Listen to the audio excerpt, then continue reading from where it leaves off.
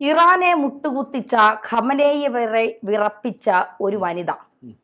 ആ വനിതയുടെ മുന്നിൽ ഇറാൻ പേടിച്ചരണ്ട് നിൽക്കുന്ന ഒരു അവസ്ഥയാണ് ഉണ്ടായത്. എന്താണ് ആ വനിത? ആരാണ് ആ വനിത? ആ വനിത എങ്ങനെയാണ് ഇറാനെ വിറപ്പിച്ചത്? അതായത് ഇസ്രയേല് ആയുധം കൊണ്ടും ബുദ്ധി കൊണ്ടും ഇറാനെ തറപറ്റിച്ചു എന്നുള്ളതാണ് വാസ്തവം. ആദ്യം തന്നെ ഇറാനിലെ കിട്ടാവുന്ന രഹസ്യങ്ങളെല്ലാം ഇസ്രയേൽ ചോർത്തി അവരുടെ സൈനിക താവളങ്ങൾ എവിടെയാണെന്ന് കൃത്യമായി കണ്ടെത്തി, അവിടെ രഹസ്യ ആയുധപ്പുരകൾ എവിടെയാണെന്ന് കണ്ടെത്തി, സൈനിക മേധാവികളുടെ വാസസ്ഥലം, അവരുടെ രഹസ്യ കൂടിക്കാഴ്ചകൾ നടക്കുന്ന സ്ഥലം, ആണവ ശാസ്ത്രജ്ഞർ അവരാരൊക്കെയാണ്, അവരെവിടെയൊക്കെയാണ്, ഇങ്ങനെ കൃത്യമായൊരു പ്ലാൻ തയ്യാറാക്കിയ ശേഷമാണ് ഇസ്രയേൽ അവിടെ ആക്രമണം ആരംഭിച്ചത്. നമ്മൾ തന്നെ ഞെട്ടിപ്പോയി. കാര്യം അയത്തുള്ള അൽ ഖമനേയിയുടെ വലങ്കൈയും ഇടങ്കൈയും എല്ലാം, അതായത് ഓരോ സൈനിക കമാൻഡർമാർ, ഒരു സൈനിക കമാൻഡറൊക്കെ കൊല്ലപ്പെടണമെങ്കിലൊന്ന് ആലോചിച്ച് നോക്കൂ. അതും ഇറാനിൽ നിന്നുകൊണ്ട് നടത്തിയ ഓപ്പറേഷൻസ് ആണല്ല. അതായത് ഇസ്രയേലിൻ്റെ രഹസ്യ അന്വേഷണ സംഘമായ മൊസാദ് അവിടെ നേരിട്ടിറങ്ങി ഓരോരുത്തരെയും തെരഞ്ഞു പിടിച്ച് കൊന്നു തള്ളുകയായിരുന്നു. അതുമാത്രമല്ല, അവിടെ രഹസ്യമായി അവർ ആയുധപ്പുര പോലും ഉണ്ടാക്കിയെന്നാണ് വാർത്തകൾ വരുന്നത്. ഈ ഡ്രോൺ അടക്കമുള്ള സംഗതികൾ ഇറാൻ്റെ മണ്ണിൽ ഒരു 3 നില കെട്ടിടം വാടകയ്ക്കെടുത്ത് അവിടെ നിർമ്മിച്ച് അവിടെ നിന്ന് തന്നെ അത് ഓപ്പറേറ്റ് ചെയ്ത് ഇറാൻ്റെ സൈനിക താവളങ്ങളടക്കം ആക്രമിച്ചു എന്നുള്ള വാർത്തകളൊക്കെയാണ് വന്നത്. ഇതേപോലൊരു രസകരമായ കൗതുകകരമായ ഒരു വാർത്തയാണ് ഇതും. അതായത് ഒരു സ്ത്രീ, അവർ ഇസ്രയേലിന് വേണ്ടിയിട്ട് ചാരപ്പണി ചെയ്തു ഇറാനിൽ. എന്നിട്ട് ഈ ഉദ്യോഗസ്ഥരുടെയും സൈനികരുടെയൊക്കെ വിശ്വാസം നേടിയെടുത്ത് അവിടുന്ന് അതീവ രഹസ്യ സ്വഭാവമുള്ള വിവരങ്ങളടക്കം ചോർത്തി ഇസ്രയേലിന് നൽകി എന്നുള്ളതാണ്. ആ സ്ത്രീയുടെ പേര് കാതറിൻ പെരസ് ഷഗ്ദോം എന്ന് പറയുന്ന ആണ് അവരുടെ. കാതറിൻ എന്ന് നമുക്ക് വിളിക്കാം. അവരൊരു ഫ്രഞ്ച് സ്വദേശിയാണ്. ഒരു ജൂത പാരമ്പര്യമുള്ള ഫ്രഞ്ച് വനിതയാണ് ഇവർ ലണ്ടൻ യൂണിവേഴ്സിറ്റിയിൽ പഠിച്ചിരുന്ന സമയത്ത് ഒരാളുമായി പ്രണയത്തിലായി. അയാളൊരു മുസ്ലിമാണ്. അങ്ങനെ ഇവർ ഷിയ മുസ്ലിമായിട്ട് കൺവെർട്ടായി. പിന്നീട് ഇവർ 2017 റഷ്യൻ ടെലിവിഷനിൽ RT അതിൽ മാധ്യമപ്രവർത്തകയായി ജോലിക്ക് കയറി. 2 വർഷം മുമ്പാണ് ഇവർ ഇറാനിലെത്തുന്നത്. ഇറാനിൽ മാധ്യമപ്രവർത്തകയും അതേപോലെ തന്നെ ഒരു റിസർച്ചറല്ല, അനലിസ്റ്റ്. അതായത് ഇതൊക്കെ കാര്യങ്ങൾ അപഗ്രഥിക്കുന്ന ഒരാൾ, എന്തെങ്കിലും സംഗതികളുണ്ടെങ്കിൽ അതിനെക്കുറിച്ച് പറയുന്ന ഒരാൾ. ആ രീതിയിലാണ് ഇവർ ഇറാനിൽ എത്തിയത്. ഇറാനിലെത്തി അവർ സർക്കാരിൻ്റെ പല പരിപാടികളിലും ഒരു മാധ്യമപ്രവർത്തക എന്ന നിലയിൽ പങ്കെടുക്കുന്നു. കാര്യം റഷ്യൻ ടെലിവിഷൻ ആയതുകൊണ്ട് തന്നെ ഇറാന് പ്രത്യേകിച്ച് സംശയമൊന്നുമില്ല. കാര്യം റഷ്യയും ഇറാനുമായിട്ട് നല്ല സൗഹൃദത്തിലാണ്. ഇവർ ഒരു മാധ്യമപ്രവർത്തക എന്ന നിലയിൽ പൊതുവേദികളിലൊക്കെ സ്വീകാര്യതയും നേടി സർക്കാരിൻ്റെ പരിപാടികളിലൊക്കെ പങ്കെടുക്കുന്നു. പിന്നെ സർക്കാരിൻ്റെ പരിപാടികളിൽ പങ്കെടുത്ത ആ പരിചയം വെച്ച് ഇവർ അവിടുത്തെ സൈനിക ഉദ്യോഗസ്ഥരുമായും അവിടുത്തെ മറ്റ് ഉയർന്ന ഉദ്യോഗസ്ഥരുമായും സൗഹൃദം സ്ഥാപിക്കുന്നു.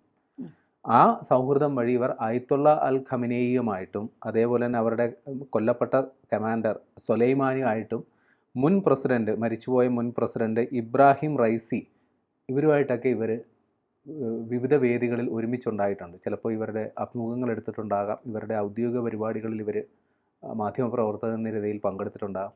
ഇതും കഴിഞ്ഞില്ല, ഇവർ ഉപയോഗിച്ച ബുദ്ധി, ഇവർ ഈ സൈനിക മേധാവികളുമായിട്ടുള്ള പരിചയം വെച്ച് ഇവരുടെ ഭാര്യമാരെ കയ്യിലെടുത്തു. അങ്ങനെ ഭാര്യമാരുമായിട്ട് സൗഹൃദം സ്ഥാപിച്ചിട്ട് ഇവരുടെ ഓരോ വീടുകളിൽ ഇവർ സന്ദർശകയായിട്ട് പോലും ചെന്നു. എന്നിട്ട് ആ പരിചയവും വിശ്വാസതയും മുതലെടുത്ത് ഇവർ ഓരോ രഹസ്യങ്ങളും അല്ലെങ്കിൽ ഇവരുടെ ഓരോ നീക്കങ്ങളും കൃത്യമായി മനസ്സിലാക്കി ഈ പറയുന്ന വിവരങ്ങളെല്ലാം ഇസ്രയേലിന് കൈമാറി. അപ്പോൾ ഈ വനിത, ഈ പറയുന്ന കാതറിൻ കൊടുത്ത വിവരങ്ങളുടെ അടിസ്ഥാനത്തിലാണ് ഇസ്രയേൽ സേന ഓരോരുത്തരെയും കൃത്യമായി കണ്ടെത്തി ഓരോരുത്തരെയും ഒന്നിനു പുറകെ ഒന്നായിട്ട് ഇല്ലാതാക്കിയത്. അങ്ങനെ നോക്കുമ്പോൾ അയത്തുള്ള അൽ ഖമനേയി എവിടെയാണെന്ന് പോലും ഇസ്രയേൽ പറഞ്ഞില്ല. നേരത്തെ പറഞ്ഞു അയാൾ എവിടെയുണ്ട് എന്നുള്ളത് ഞങ്ങൾക്കറിയാം, ഞങ്ങൾ വേണമെന്നാൽ വധിക്കും. ഒരു പക്ഷേ കാതറിൻ കൊടുത്ത വിവരങ്ങളുടെ അടിസ്ഥാനത്തിലായിരിക്കും ഇസ്രയേൽ ആ ഒരു ആത്മവിശ്വാസം പറഞ്ഞത്. ഖമനേയി ഇപ്പോൾ ജീവിച്ചിരിപ്പുണ്ടോ ഇല്ലയോ എന്നുള്ള ചർച്ചകൾ നടക്കുന്നുണ്ട്. ഏതായാലും ഇതിനുശേഷം ഇറാനിൽ ആകെ ഗുലുമാലായി. കാര്യം അവർ പോലും ഞെട്ടിപ്പോയി. കാര്യം അവരുടെ ഉന്നത ഉദ്യോഗസ്ഥരൊക്കെ കൺമുമ്പിൽ വെച്ച് കൊല്ലപ്പെടുന്നു. അപ്പോൾ ഇത് കൃത്യമായി ഇസ്രയേലിൽ എങ്ങനെ മനസ്സിലാക്കി എന്നുള്ളത് ഇറാനെ സംബന്ധിച്ച് ഒരു വലിയ ഞെട്ടലായിരുന്നു. അപ്പോൾ അതിനെ തുടർന്ന് അവർ രാജ്യവ്യാപകമായി തെരച്ചിൽ തുടങ്ങി, ഇസ്രയേലിന് വേണ്ടി ചാരപ്പണി ചെയ്യുന്നവരെ കണ്ടെത്താൻ വേണ്ടി. അങ്ങനെ കുറച്ച് പേര് അവരുടെ പിടിയിലായി. കഴിഞ്ഞ ദിവസം 3 പേരെ വധശിക്ഷയ്ക്ക് വിധേയമാക്കി. ഈ കരാജ് എന്ന് പറയുന്ന സ്ഥലത്ത് നിന്ന് 2 ജർമ്മൻകാരെയാണ് കിട്ടിയത്. ഈ ജർമ്മൻകാർ അവിടെ വിനോദസഞ്ചാരികൾ എന്ന പേരിൽ അവിടെ വന്നവരാണ്, ഇറാനിൽ സഞ്ചാരികൾ എന്ന പേരിൽ. എന്നിട്ട് അവർ ഇതേപോലെ തന്ത്രപ്രധാന മേഖലകളുടെയൊക്കെ ചിത്രങ്ങളടക്കം വീഡിയോ അടക്കം ചിത്രീകരിച്ച് അത് ഇസ്രയേലിന് കൈമാറി എന്നാണ് കണ്ടെത്തിയത്. ഇവരും ഇപ്പോൾ പിടിയിലായിട്ടുണ്ട്. ഇനി അവരെയും വധശിക്ഷയ്ക്ക് വിധേയമാക്കിയിട്ടുണ്ടോയെന്ന് അറിയില്ല. അപ്പോൾ ഇതേപോലെ ഈ സ്ത്രീയും പിടിയിലായിട്ടുണ്ട്. ഇല്ല. അതായത് ഇസ്രയേൽ ദൗത്യം തുടങ്ങുന്നതിന് മുമ്പ് ഇവർ തിരിച്ചു പോയി, അവിടുന്ന് പോയി. അവർ സുരക്ഷിതമായി, അവരെ പിടികൂടാൻ പറ്റിയില്ല. പക്ഷേ ഇവരാണ് ഈ കാര്യങ്ങൾക്ക് പിന്നിലെന്നുള്ളത് പിന്നീട് വെളിവായി. ഇവർക്ക് പുറത്തറിയപ്പെടുന്നത് ഒരു മാധ്യമപ്രവർത്തക എന്ന നിലയിലാണല്ലോ. എന്നാൽ ഇവർ കൃത്യമായി പരിശീലനം സിദ്ധിച്ച ആളാണ്, അതീവ ബുദ്ധിശാലി.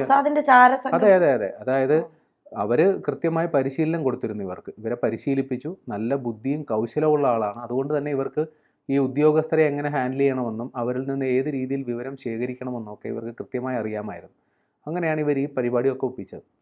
അപ്പോൾ ഇതിന് ശേഷം ഇറാൻ ഇതേപോലെ രാജ്യവ്യാപകമായ തെരച്ചിൽ നടത്തി ചാരന്മാരെ കണ്ടെത്താൻ. അങ്ങനെ കുറച്ച് പേരെയൊക്കെ പിടികൂടി. എന്നിട്ട് അതിനുശേഷം ഒരു ഡെഡ് ലൈൻ പ്രഖ്യാപിച്ചു. കഴിഞ്ഞ 23-ാം തീയതിയായിരുന്നു ആ ഡെഡ് ലൈൻ. അതായത് ഇസ്രയേലിന് വേണ്ടി ചാരപ്പണി ചെയ്തവർ ആരെങ്കിലും ഉണ്ടെങ്കിൽ അവർ സ്വമേധയാ കീഴടങ്ങണം. നടപ്പുള്ള കാര്യമല്ല, എന്നാലും ഇറാൻ അങ്ങനൊരു കാര്യം പറഞ്ഞു. ആരെങ്കിലും ചാരപ്പണി ചെയ്തിട്ടുണ്ടെങ്കിൽ അവരുടെ കയ്യിൽ എന്തെങ്കിലും ആയുധങ്ങളുണ്ടെങ്കിൽ അത്, ഇപ്പോൾ ഡ്രോണുകളോ മറ്റ് സാധനങ്ങളോ അതടക്കം വെച്ച് കീഴടങ്ങണമെന്നുള്ളൊരു ഉത്തരവാണ് ഇറാൻ കൊടുത്തത്. ഏതായാലും കാതറിൻ ഇറാൻ വിചാരിക്കുന്നതിനപ്പുറമുള്ള പരിപാടിയാണ് കാതറിൻ ചെയ്തത്. ഇനിയിപ്പോൾ ഈ സൈനിക ഉദ്യോഗസ്ഥരടക്കം അവരുമായിട്ട് സൗഹൃദം ഉണ്ടാക്കി അവരുമായിട്ട് അടുത്തിടപഴകിയിട്ടുണ്ടാകും.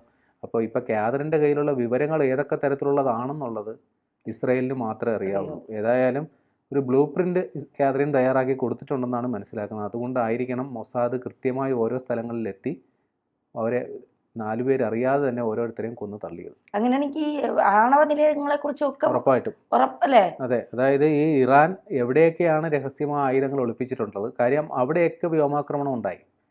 ഇറാൻ ആയുധങ്ങൾ സൂക്ഷിച്ചിരുന്ന പല സ്ഥലങ്ങളും ആക്രമിക്കപ്പെട്ടു, കൃത്യമായി കണ്ടെത്തിയിട്ടുണ്ട്. അപ്പോൾ ഒരു ഉറപ്പാണ് ഇറാൻ്റെ ആണവ പദ്ധതികളെക്കുറിച്ചുള്ള വിവരങ്ങളടക്കം ചോർന്നിട്ടുണ്ട്. ഈ പറയുന്ന അതായത് സൈനിക കമാൻഡർമാർ, സർവ്വസൈന്യാധിപന്മാരെ കൊല്ലപ്പെട്ടു. അപ്പോൾ അവരൊക്കെ എത്ര സുരക്ഷാ വലയത്തിനുള്ളിൽ കഴിയുന്ന ആൾക്കാരാണെന്ന് ഓർക്കണം. എന്നിട്ടാണ് അവരൊക്കെ കൊല്ലപ്പെട്ടത്. അപ്പോൾ അവരുടെ ഈ സ്വകാര്യമായ സ്ഥലങ്ങളും ഉണ്ടാകുമല്ലോ. ഈ ആത്യന്തികമായി അവരും സാധാരണ മനുഷ്യരാണല്ലോ. അപ്പോൾ അവർ ഈ സുരക്ഷാ വലയങ്ങൾ ഇല്ലാതിരിക്കുന്ന സമയങ്ങൾ ഏതൊക്കെയാണ്, എവിടെയൊക്കെയാണ്, അതടക്കം ഇവർ കൃത്യമായി പറഞ്ഞു കൊടുത്തിട്ടുണ്ടാകണം. അപ്പോൾ അതിൻ്റെ അടിസ്ഥാനത്തിലാണ് മൊസാദ് അത്തരം സ്ഥലങ്ങൾ കേന്ദ്രീകരിച്ച് അവരെ ഇല്ലാണ്ടാക്കിയത്. ശരിയാണ്. ഇറാനെ സംബന്ധിച്ചിടത്തോളം ഇറാന് ഭയമാണ്. ഇസ്രായേൽ ആരെയൊക്കെ എവിടെയൊക്കെ നുഴഞ്ഞു കയറ്റി വിട്ടിട്ടുണ്ട്, ആരൊക്കെ ഇറാനിൽ തന്നെ ചാരപ്പണി നടത്തുന്നുണ്ട് എന്നൊക്കെ ഉള്ളത്. എന്തായാലും ഈ ഒരവസരത്തിൽ ഖമനേയി ജീവിച്ചിരിപ്പുണ്ട് എന്നുള്ള കാര്യത്തിൽ ഒരു സംശയമുണ്ട്. കാര്യം അദ്ദേഹത്തിന്റെ വിവരങ്ങളും ചോർന്നിട്ടുണ്ടല്ലോ. തീർച്ചയായിട്ടും ഏതെങ്കിലും ഒരു റോക്കറ്റ് എവിടെയെങ്കിലും ഒക്കെ പാഞ്ഞു വന്നിട്ടുണ്ടാകണം അദ്ദേഹത്തെ തേടി. അതെ.